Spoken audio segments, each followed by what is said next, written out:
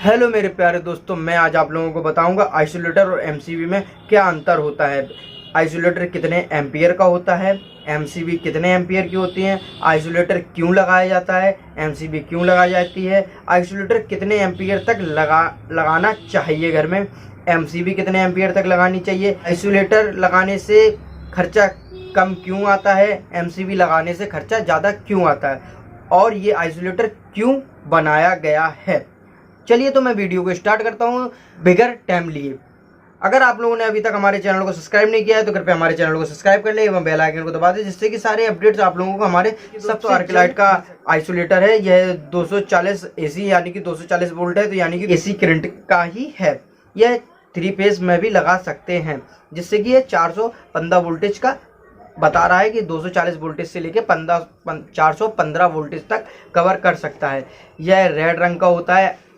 MCB आपको yellow, black, white, blue तमाम रंग की मिल सकती हैं। ये सिर्फ रेड रंग का होता है। MCB 3 core, 4 core, 5 core, 6 core कई आती हैं, 5 कोर तक, लगभग 6 कोर तक आती हैं, लेकिन यह डबल कोर का ही होता है, जिसमें हम लोग फेस न्यूट्रल के कनेक्शन करते हैं।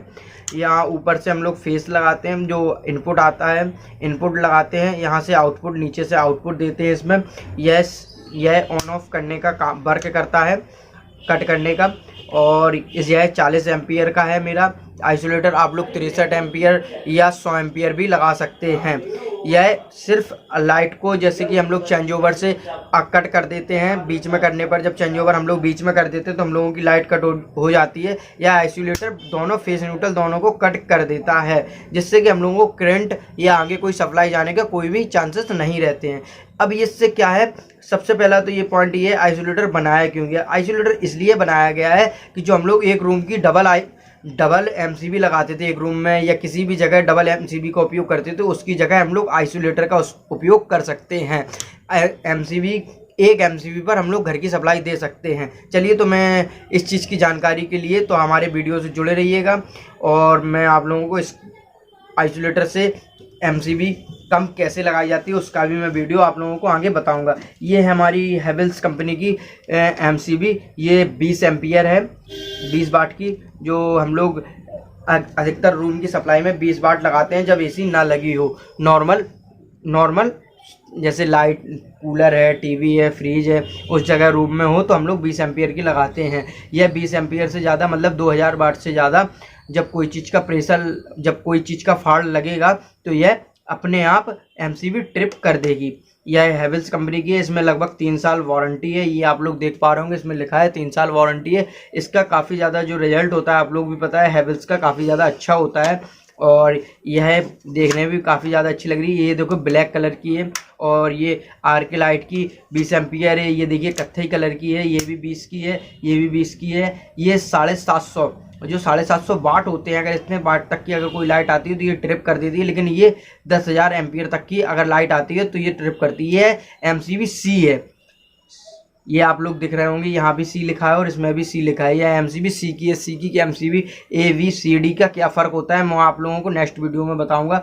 तो ये तो हो गई है। ये हमारे पास 32 एम्पियर की एमसीबी है, और इसी तरह से वो यह भी सेम एमसीबी है, जैसी 20 एम्पियर की है वैसे ही 32 एम्पियर की है, सेम बिल्कुल। बस इसमें से क्या फ़र्क है, यह 32 एम्पियर यानी कि यह एसी या समर है, एसी है, तो वो कंडीशन अगर रूम में होती है तो उस जगह पे हम लोग 32 एम्पियर की लगा सकते हैं। चलिए दोस्तों, तो मैं इनका कनेक्शन करना आप लोगों को बताता हूं कि आइसोलेटर के एमसीबी के कनेक्शन कैसे करते हैं। एमसीबी बॉक्स आप लोगों ने जानते ही होंगे, जिसे हम लोग एमसीबी पैनल कहते हैं। पैनल बोर्ड में यह एमसीबी लगी जाती है। सबसे पहले अगर हम लोग जनरेटर की सप्लाई या मेन सप्लाई का वर्क करते हैं तो चेंज ओवर लगाते हैं। अगर आप लोग बताएंगे चेंज ओवर कैसे लगाया जाता है और क्या वर्क करता है चेंज ओवर, तो उसके लिए भी मैं आप लोगों को नेक्स्ट वीडियो दूंगा, अगर आप लोग कमेंट सेक्शन में बताएंगे।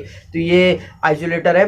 आइसोलेटर में हम लोग डायरेक्ट इनपुट एसी का न्यूट्रल और फेस दोनों के कनेक्शन ऊपर इस तरह से स्क्रू खोलकर हम लोग इसमें कर देते हैं डायरेक्ट, और यहाँ से इनपुट लेते हैं। इनपुट इस जगह से नीचे से लिया जाता है। इनपुट यानी कि जो हमारे रूम की जो सप्लाई होती है, किसी जगह की सप्लाई होती है, जो एमसीबी में हम लोग देते हैं, उसे हम लोग इनपुट कहते हैं। जो हमारे एसी करंट जो खम्भे द्वारा या मीटर द्वारा जो निकलता है, जो इनपुट जो वायरिंग आती है, उसे हम लोग इनपुट कहते हैं। इनपुट मतलब कि जहाँ से करंट आया है। आउटपुट यानी कि जहाँ को करंट जाएगा।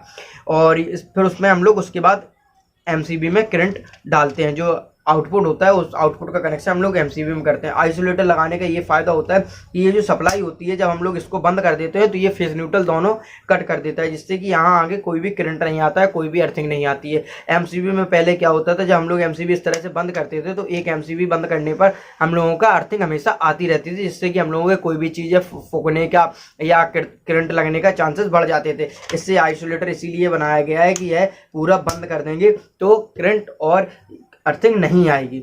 इसकी तो सबसे पहला पॉइंट यही है आइसोलेटर का। उसके बाद मैं आप लोगों को बताता हूँ एमसीबी एम्पियर से लेके लगभग 64 एम्पियर तक आती है एमसीबी। 16 एम्पियर से बताएंगे आप लोगों को किस किस जगह लगाई जाती है, जैसे समर हुई, कूलर हुई, पानी वाली मोटर हुई, उस जगह हम लोग 10 एम्पियर की एमसीबी से लेके 16 एम्पियर तक की एमसीबी का यूज कर सकते हैं। 25 एम्पियर की एमसीबी हम लोग एसी में उपयोग करते हैं। हम लोग 3 फेस की लाइन लगाते हैं तो हम लोग 63 एम्पियर एमसीबी का उपयोग करते हैं। चलिए दोस्तों, ये तो हुई एमसीबी की जानकारी। अब हम लोग इसको किस तरह से लगाते हैं, इस तरह का इसका उल्टा फंडा है। इसका तो न्यूट्रल जो होगा वो हम लोग एक ही बार में कनेक्ट कर देंगे, जो मतलब रूम के जो 2 बार आएंगे हम लोग न्यूट्रल चेंज ओवर में ही कनेक्ट कर देंगे। जो फेस होगा वो फेस का वायर ले जाके एमसीबी में इनपुट में देंगे और एमसीबी का जो एक रूम का जो एक और बार बचा होगा वो हम लोग इसमें टीवी में लगा के उसको कनेक्ट कर देंगे। जिससे क्या होगा, हम लोग यहाँ से अगर पूरे रूम की सप्लाई बंद कर देते हैं तो पूरे रूम की सप्लाई बंद हो जाती है। अगर हमको एक रूम की सप्लाई बंद करनी है तो हम लोग सिर्फ एमसीबी से, एक ही एमसीबी से पूरे रूम की सप्लाई बंद कर सकते हैं।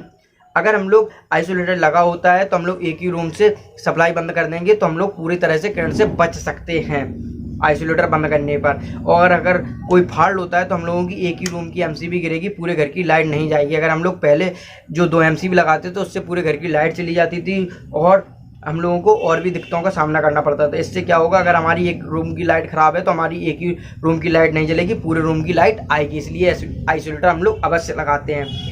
आइसोलेटर लगाने के बाद हम लोग इस आइसोलेटर का यही भी इस्तेमाल करने लगे हैं। जैसे कि हम लोग एसी देखते हैं, एसी अक्सर हम लोगों की एमसीबी जला देता है। जब हम लोग एसी में एमसीबी लगाते हैं तो एक एमसीबी थोड़ी सी वीक हो जाती है, एक एमसीबी में कोई प्रॉब्लम आने की वजह से वह दूसरी भी ख़राब कर देती है और मतलब जो करंट होता है वो संपूर्ण रूप से उसमें पहुंचता रहता है अर्थिंग की वजह से। इसलिए हम लोग इस जगह आइसोलेटर लगाते हैं। आइसोलेटर पूरी तरीके से हम लोगों का फेस न्यूट्रल दोनों काट देता है। जिस जगह हम लोग एसी में, समर में, अब हम लोग आइसोलेटर का उपयोग करने लगे हैं। अब मैं आप लोगों को बताता हूँ कि हम लोग किस तरह से वायरिंग की होती है 2.5 mm 1.5 mm, उसकी तरीके से हम लोग बताएंगे आप लोगों को कि आप लोग उसको वायरिंग को देखकर कितने एम्पियर की एमसीबी लगा सकते हैं।